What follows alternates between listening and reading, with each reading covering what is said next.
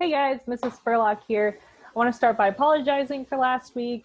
I just was getting a little overwhelmed. I just needed a week. I think you guys can probably empathize with me on that one.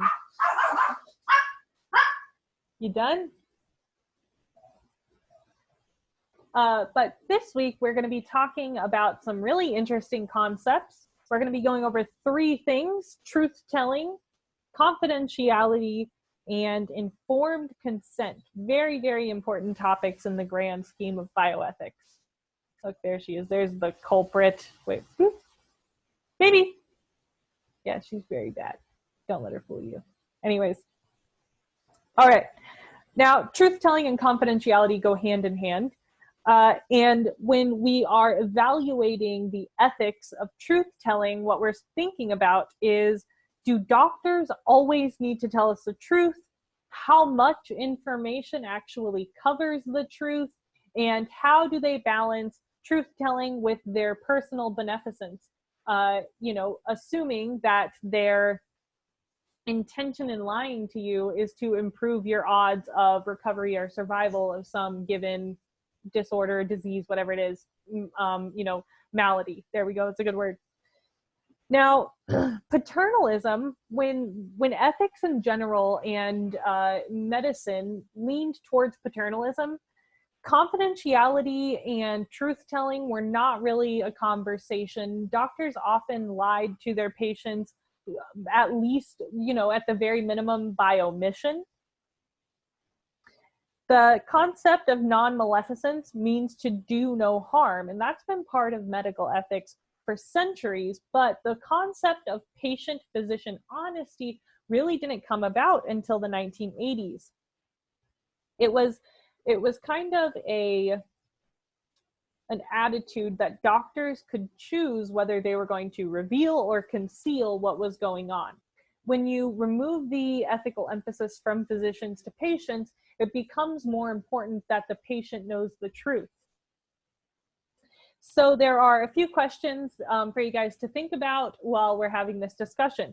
Is it ever morally permissible for a physician to lie to a patient? Does a physician's duty of beneficence sometimes justify deception? Does respect for patient autonomy rule it? And if there are exceptions to the duty of truthfulness, what are they? Now, our gut reaction to dishonesty is, no, that's not allowed. The right thing to do is to tell the truth. That is a positive moral boundary to set for yourself as a person who's lived a little bit more life than you guys. Okay, like 10 years more than you guys. I would definitely say that my life goes a lot better, is a lot easier, is a lot more enjoyable when I'm being honest. But we are going to kind of think a little bit about right now why doctors might choose to lie. Okay, some reasons that doctors choose to lie. Truth can evoke panic, helplessness, and depression, and sometimes can lead to suicide. Doctors who have to deliver extremely poor diagnoses, they will often kind of sugarcoat it. So in the textbook, they give an example of a woman who, is a single mother to her children and has terminal brain cancer, and the doctor does not reveal that to her. And so she continues to live life the way she would have. She continues taking care of her kids and doing her best, but ultimately does succumb to her brain cancer. And the argument against that is that as autonomous humans, we should have the opportunity to make different choices based on our medical diagnoses, I guess. So in the example of the woman, as a single mother, she might have been able to plan who was going to raise her children after she was gone. She might have had an opportunity to get a life insurance policy that she otherwise couldn't or wouldn't have gotten. She also could have just spent more of her last bits of life with her children. Another reason doctors will sometimes lie to their patients is that this concept of ignorance is bliss. You've probably heard of that before. And what that says, obviously, is that if I have a pretty bad diagnosis, Maybe I don't want to know. Maybe I just want to live my life as normally as possible for as long as possible. And then the last concept that your book talked about, that the book talked about, by the way, if you ever wanted to get a textbook and follow along with what I'm doing, this is the textbook I'm using. It's called Bioethicals, Principles, Issues, and Cases. So there you go. It's pretty good stuff. Sometimes I just read it because I am an ethics nerd. So anyways. And then the reasons to tell someone their diagnosis might seem pretty transparent, but we're just going to go over the ones given in the book. It can cause damage. It robs them the ability to carpe diem. You can't seize the day if you don't know that the day needs seizing, or you might not seize the day if you don't feel like the day needs seizing. It breeds distrust between patients and physicians, an extremely important hurdle or obstacle for many people involved in medicine. And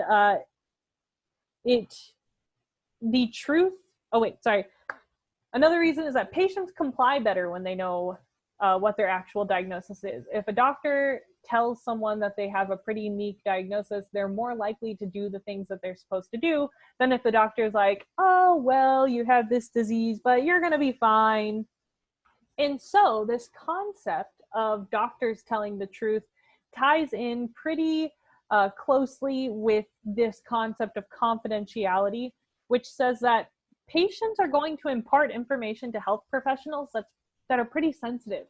Your weight is a good example of a piece of information that isn't necessarily going to harm you if it got out, but it is a piece of information that you have to share with your medical provider that maybe you don't want other people to know.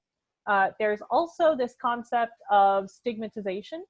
So there are some prescriptions, especially in the state of Arizona, we have medical marijuana, and the stigmatization of using certain prescriptions, including but not limited to marijuana, can make it more difficult to be honest with your healthcare provider. So confidentiality is crucial to the patient-physician trust. Now, if we look at the reasons that it's important to trust your doctor to keep your confidential information confidential, the first thing we can look at are the consequences of if your doctor does not keep your information confidential. It can make it harder for you to be honest with physicians in the future, and it can also lead to insurance companies discriminating against you. This is one of the really serious concerns with things like genetic engineering, is that if humans start genetically engineering human zygotes, it can lead to discrimination against people who are not genetically engineered by employers and insurance companies.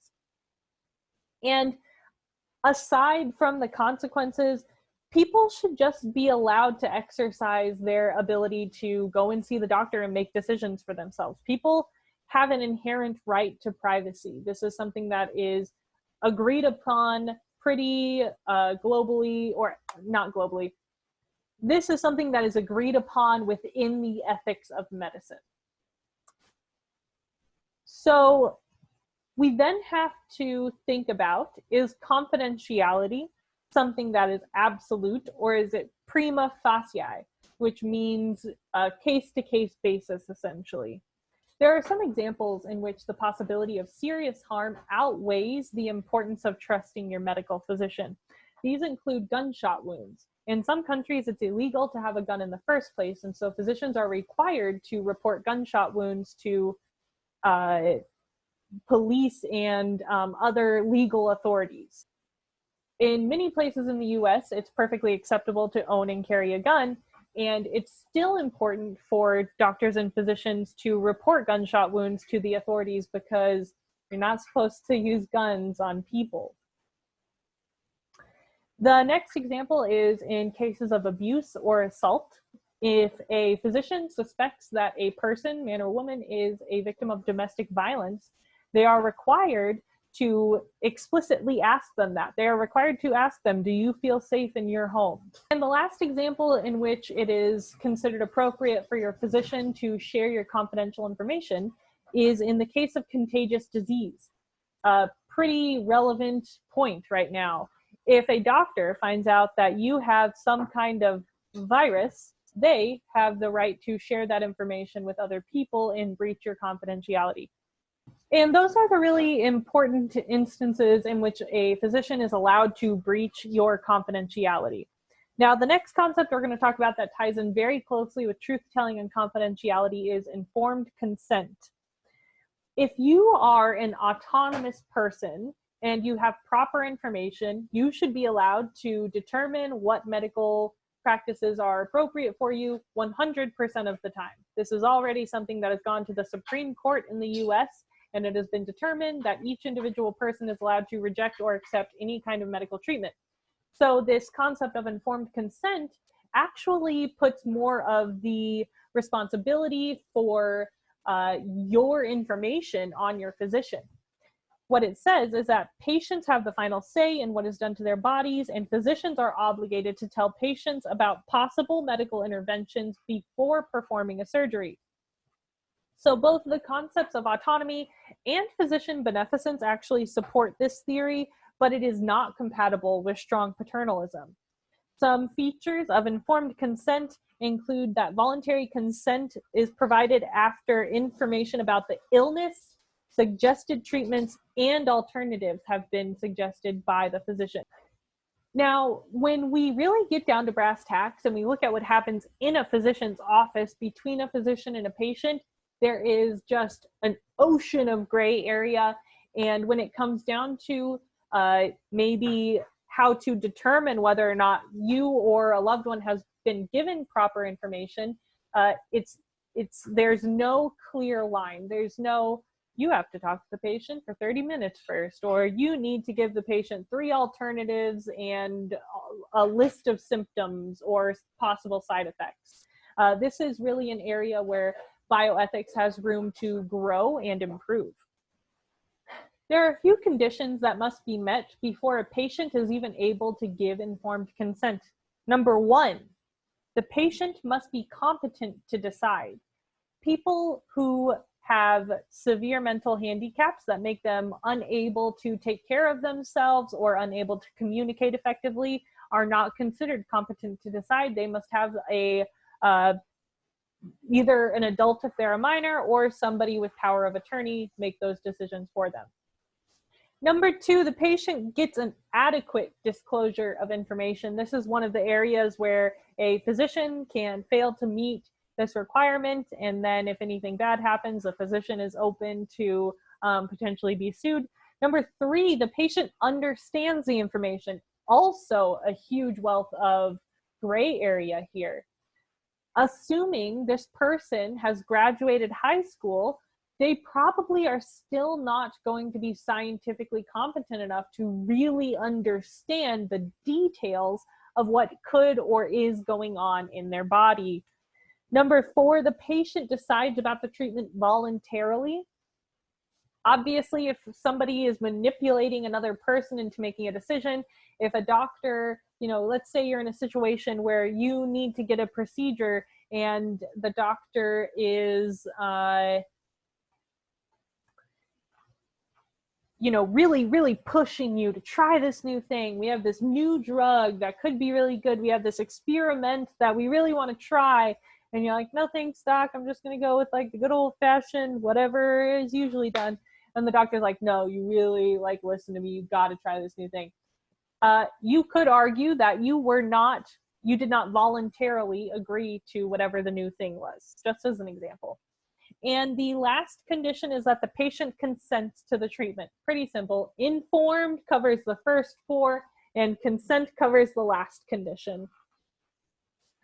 So some other examples of people who would be considered incompetent to make these decisions for themselves: somebody who is in an extreme amount of pain or is experiencing an extreme amount of fear would be considered not competent to make decisions for themselves.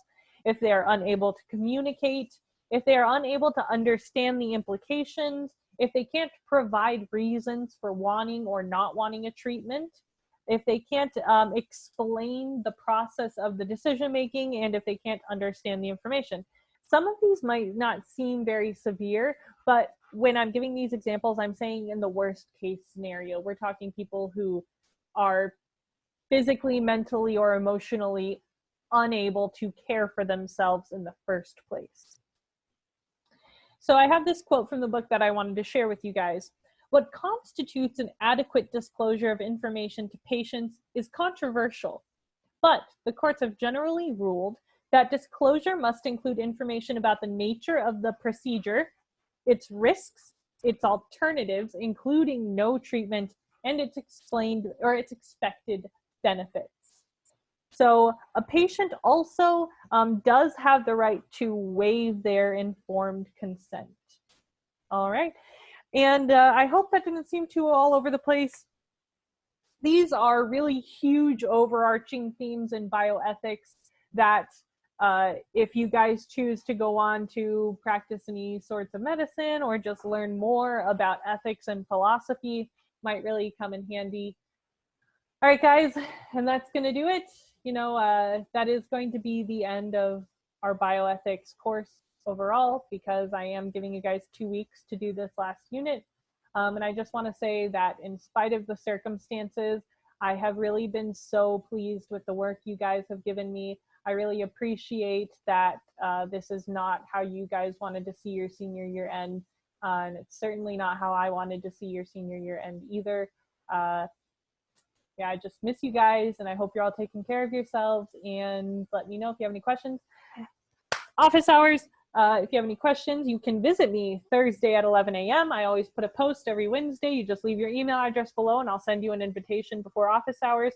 Also, Dr. Quigley and I do an off-topic Friday, May 15th at 2 p.m. Put it on your calendars. This Friday. Be there. Dr. Quigley's going to be there. Who doesn't like hanging out with Dr. Quigley? All right. Bye.